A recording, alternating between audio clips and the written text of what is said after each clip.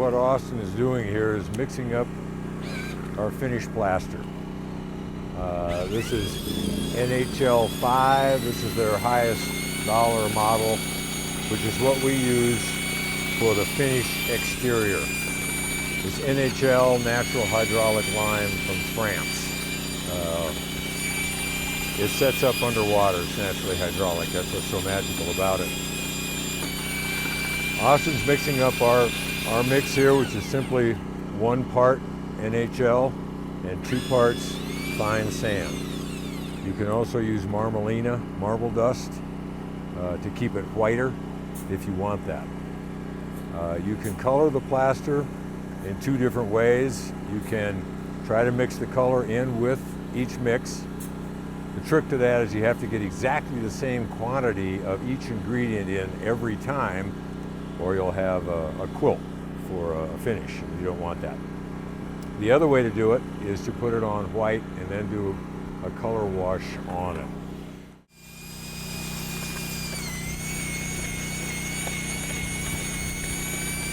The thickness of the plaster is real important. If it's too thick, we call it gorilla mud, and it's really hard to put on, and it sets up real fast. If it's too thin, you can't hold it on your hawk. It'll just slide off. So you need to get just the right consistency to get the even texture and coat without wearing out the arms of the plasters. What Austin's doing here is checking his texture and thickness by seeing if it'll stick to his fingers when he turns them over. And it will. A little more sand. It's a little too thin, so a little bit of sand.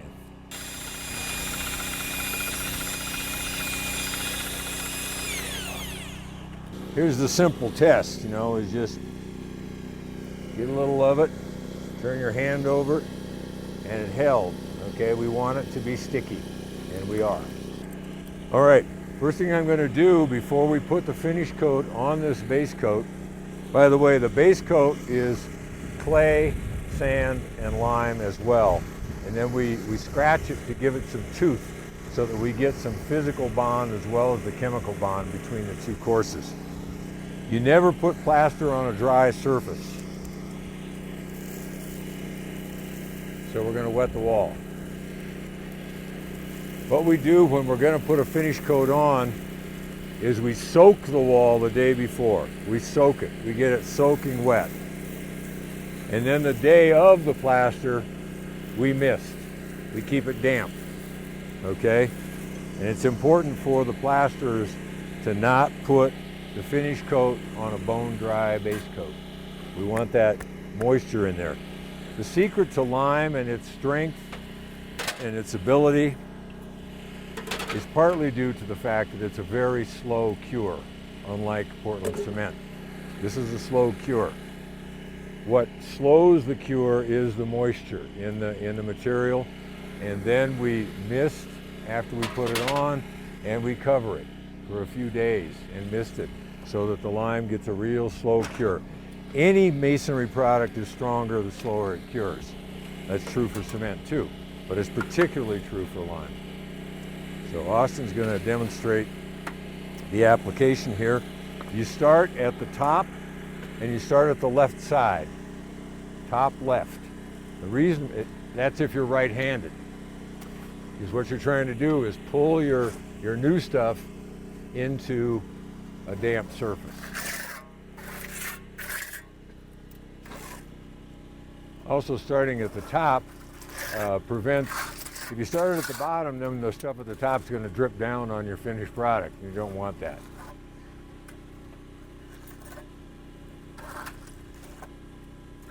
And leave that brick. Yeah.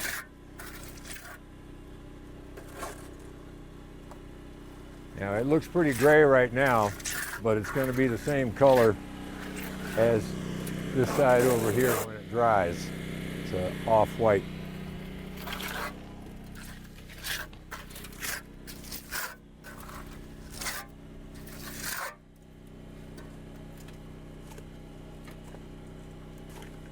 You can see that Austin's got this at just the right viscosity. He's able to hold it on his hawk and hold it on his trowel without it sliding off, which it would do if it was too wet.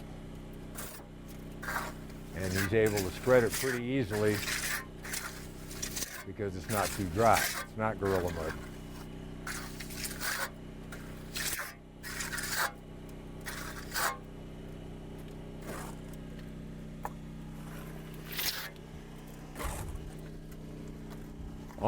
On a longer wall, we have a real short wall here on Babs.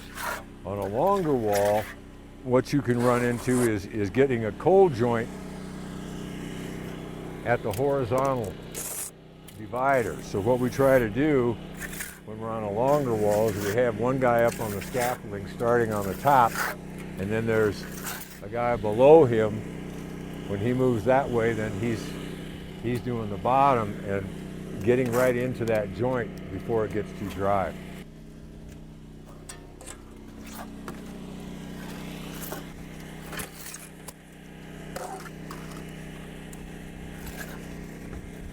Plastering's all about timing, and today for this particular shoot we have basically the worst conditions you can have. We have direct sun on the wall and wind, so that's something you try to avoid. When you're going around the building, you work the west side in the morning and the east side in the afternoon, so you're not in the sun. And you also drape your wall when you get done.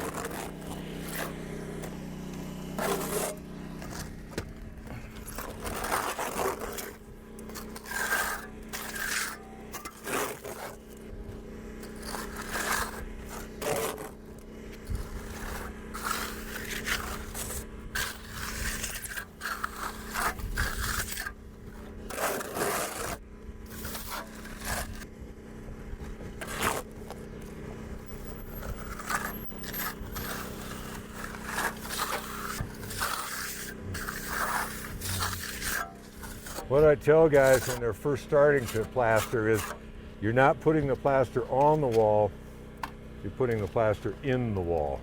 You have to lean on this. You can't just take it too easy. You gotta press it in. Okay, you'll notice when Austin's doing those corners, if you come straight around the corner with the trowel, you'll pull the mud off. So you can see he's going up and down, and that keeps it rolled. We always roll our corners unless there's some particular need to have a 90 degree, and there's three reasons for that really. One, we think it looks better because you've got a rounded corner, more in the Adobe style. Number two, the very sharp right angle corners with plaster are something that can break off once they get hit. If you've rounded it, then you don't have chips later. And then the third reason would be it's easier to do the rounded corners than it is to make a square corner. We're going to go back over this as soon as we get this on here, and typically if it was a big wall we'd have a third guy coming behind us to do the texture, whatever texture you want on here. The easiest texture is a sponge finish using this incredibly technical high-dollar tool right here.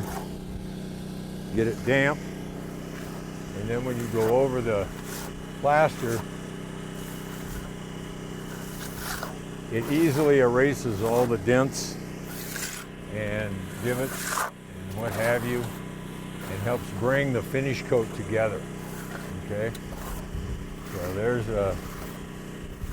there's what you get after you sponge it, right there.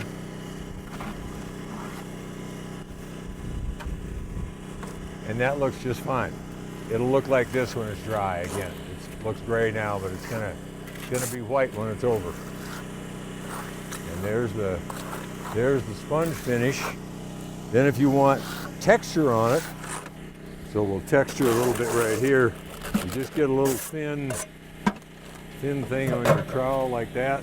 If you're going to texture, it's important or preferable to have one guy doing the texturing, because no two guys do it the same.